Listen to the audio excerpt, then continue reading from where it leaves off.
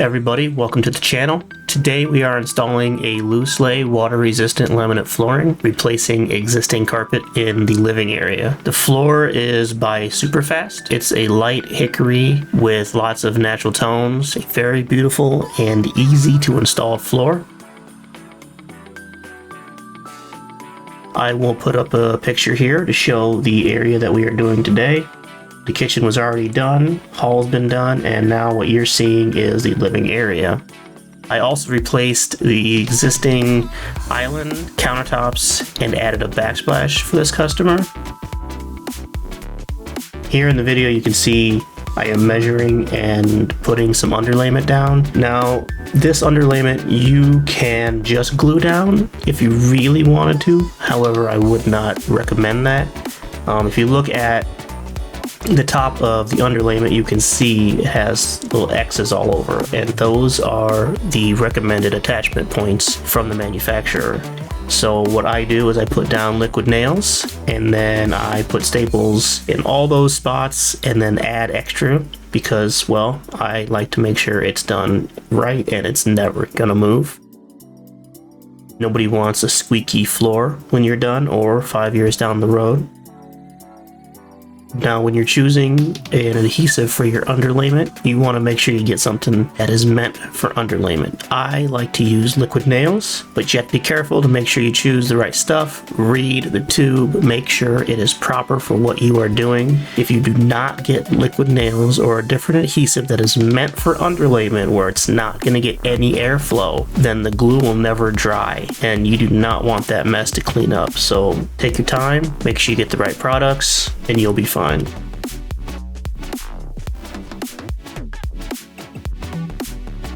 Here you see I put down the quiet walk underlayment. It has a vapor barrier. We don't really need that in this situation. Vapor barrier will obviously help with water or anything spilled on the floor from getting into the underlayment. However, the flooring itself should not let any liquids or fluids through unless it's a pretty substantial amount.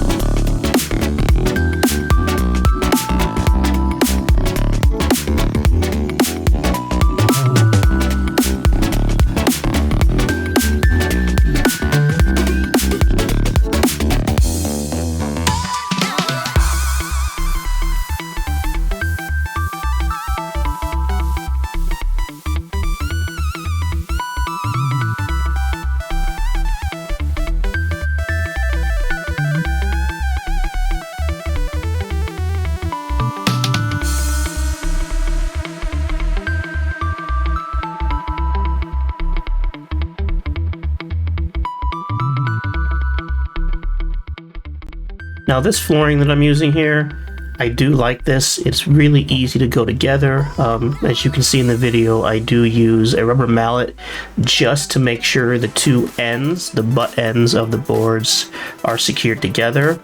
You could stand on it if you wanted to. You could hit it with the side of your hand or the palm of your hand and that would probably work. However, I can only imagine how sore your hand would be after doing, hundreds of square feet of this.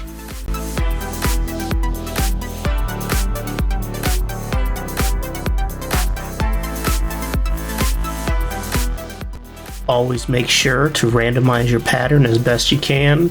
Some flooring will come with random lengths or random depths. I've seen that as well, and I've installed those before too. When you get planks like this that are a uniform shape, just always be careful not to have too many of your ends in the same area at one time. You want to make sure that shape is more randomized. Otherwise, your customer will not be happy with you. If it's in your own house, you won't be happy looking at it. It will bug you forever.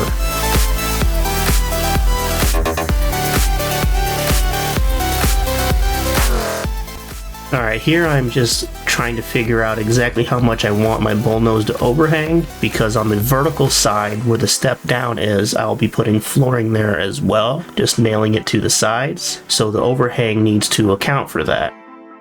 I was measuring to make sure that my metal tracks that the bullnose snap into are set in the proper place to give me the appropriate 1/2 inch overhang I need.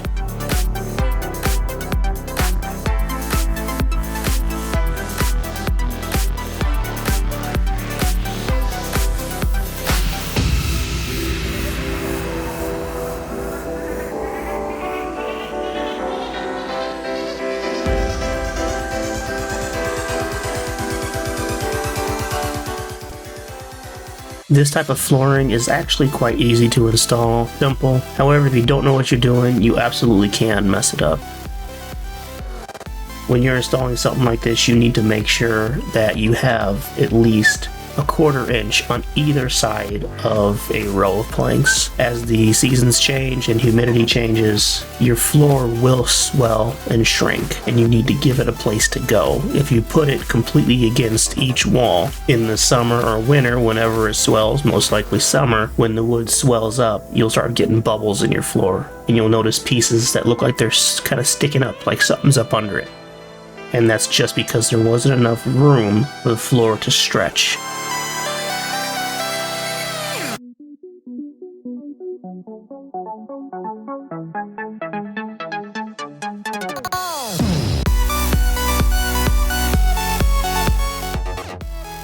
Now when I'm laying these down in a pattern and I'm cutting them, I am also thinking about the next row and where the next row is going to start. I obviously want to randomize as best I can so we don't have any seams too close together so it doesn't look like a pattern, but you also don't want to have a ton of waste. You want to try to do the best you can to keep from wasting, as this flooring is pretty expensive. This stuff I believe was $2.39 a square foot, which is on par for your average flooring. It's not high priced or low, it's right in the middle, and so a lot of customers use something like this.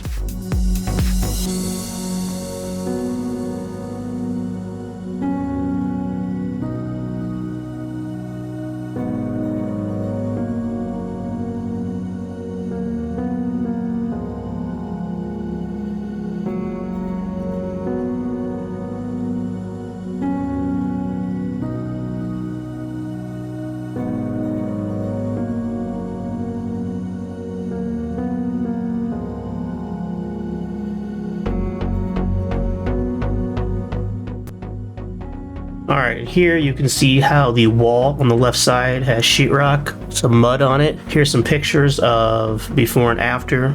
The customer wanted to have this opening go all the way to the nose of the stairs, so this would just be like a big cubby. So there's no door on it, it's just an opening. However, from the left side there, you can see how those 3 2x4s are sandwiched together. Well, that's something that's supporting load. Those are load bearing, so I couldn't move them, so the opening could only go this far. You may be questioning why I'm using blue painter's tape between the seams in this area. Like I said, it does not matter if there is so much water on the floor that is going through the laminate and onto the sheeting below. You have bigger problems.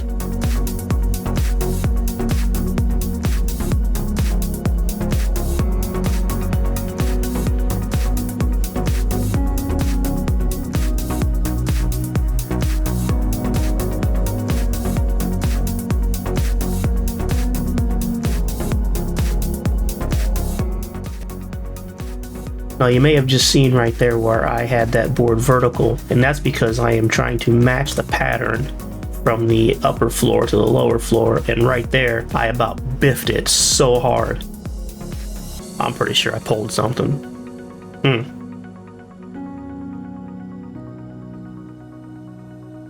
Anyway, as I was saying, I am matching the pattern from the living room down onto the entry. That includes the lengths of the board. So if you're looking at it from above, from a bird's eye view, it looks like a consistent floor. It looks like you use the same piece from top to bottom.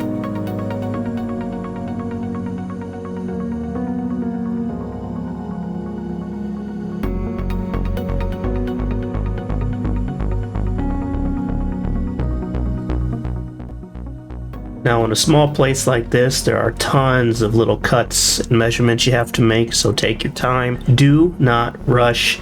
I can't emphasize that enough. Do not rush through it.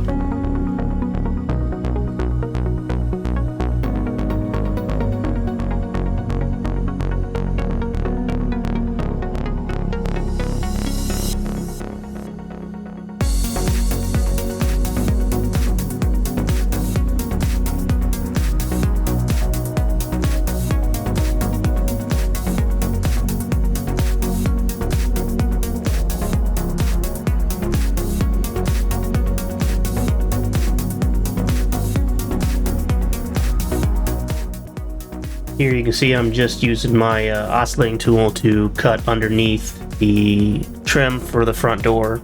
I used to do this by hand, but as somebody who does it often, getting an oscillating tool will save your life. And it makes things so much easier, and you can use it for a variety of projects. It's just nice to keep. Now here I had to pull the trim away because I could not get the pieces in without putting them up at a 45-degree angle and then slipping the lip underneath the other flooring. So that's what I did. I just popped them out with a pry bar and then just reattached them easily by pounding them in and nailing them back up. Alright, we're getting towards the end here, so I wanted to quick show. This is a picture showing the island and the countertop. The island on the right side, that black top, that is a wine fridge. To the left of that is the wine rack, and then just a nice 36-inch white cabinet, and then you can see the countertop has not been replaced. Here, the old countertop is moved, the new quartz countertop is there. I have the sink upside down, it has been epoxied and is just drying. In this picture you can see the countertops are all in, the backsplash is up, and everything's ready for grout. And then here is the finished countertop and backsplash. It does look very nice with just a nice long 10-inch subway tiles with the beveled edge. Looks very beautiful, especially with the black. Here's a picture of the flooring in the entryway with the bullnose all completed, and here's another picture from inside the closet looking out. You can see how I have the flooring nailed up onto the vertical surface there. I think it's a very nice touch. It does look pretty. And then here is just a picture of the entire thing. Thank you for watching. If you enjoyed the video, please do consider giving it a thumbs up and subscribe for more content like this. Bye bye now.